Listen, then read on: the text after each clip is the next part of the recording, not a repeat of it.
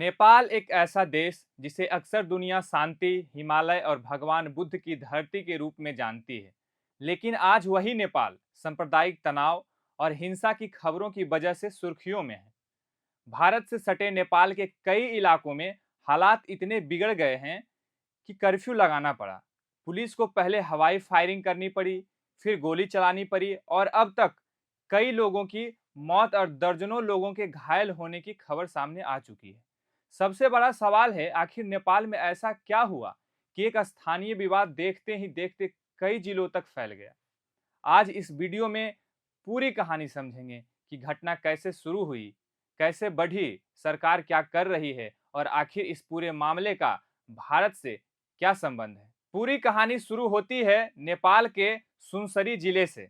यह जिला भारत की सीमा से बिल्कुल सटा हुआ है। रविवार को यहाँ कांवड़ यात्रा निकाली जा रही थी। रिपोर्ट्स के मुताबिक कांवड़िए कोसी बैराज से जल लेकर लौट रहे थे। इसी दौरान यात्रा में बज रहे तेज डीजे और लाउडस्पीकर की आवाज पर दूसरे समुदाय के कुछ लोगों ने आपत्ति जताई।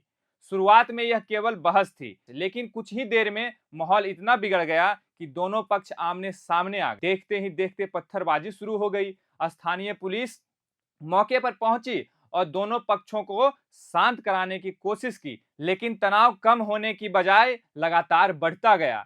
कुछ ही समय बाद बड़ी संख्या में लोग वहां जमा होने लगे और हालात पुलिस के नियंत्रण से बाहर निकलने लगा। पुलिस के मुताबिक पहले भीड़ को रोकने के लिए समझाने की कोशिश की गई, फिर हवाई फायरिंग की गई, लेकिन जब हिंसा नहीं रुकी तो पुलिस को गोली चलानी पड़ी। इस गोलीबारी में कई लोग घायल हुए।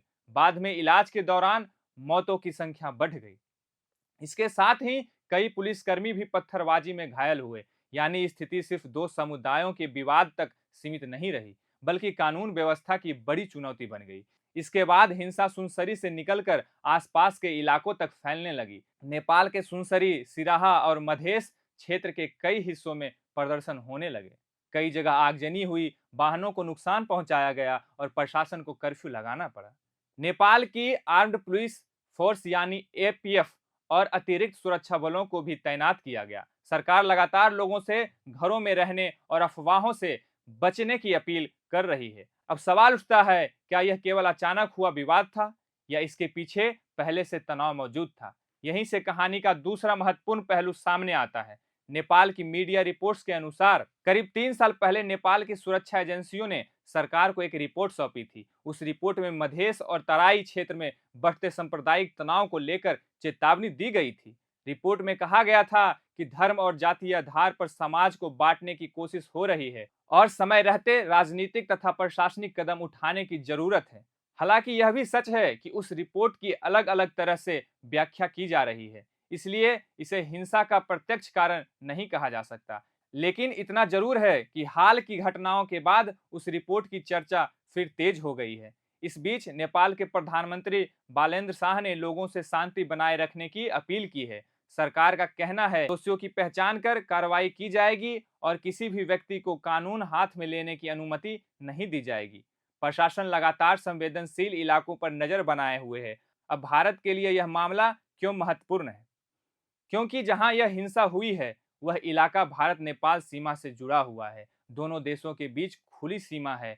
हर दिन हजारों लोग आवाजाही करते हैं, व्यापार होता है, रिश्तेदार दोनों तरफ रहते हैं। ऐसे में सीमा से लगे किसी भी इलाके में तनाव केवल नेपाल की चिंता नहीं रहता, उसका असर सीमा पार इलाकों पर भी पड़ सकता है। इसी वजह से भारत भी इस पूरे घटनाक्रम पर नजर बनाए हुए है। लेकिन इस पूरी घटना से सबसे बड़ी सीख क्या मिलती है? यह कि किसी भी समाज में छोटी सी चिंगारी अगर समय रहते रोकी नहीं जाए तो वह बहुत बड़ी आग बन सकती है। अफवाहें, सोशल मीडिया पर फैलने वाली भड़काऊ बातें और भीड़ की मानसिकता किसी भी विवाद को कुछ ही घंटों में हिंसा में बदल सकती है। इसीलिए जरूरी है कि लोग केवल सत्यापित जानकारी पर भरोसा करें, प्रशासन का सहयोग करें और किसी भी अफवाह को आगे बढ़ाने से बचें, क्योंकि हिंसा में अंततः किसी की जीत नहीं होती, हार सिर्फ इंसानियत की होती है।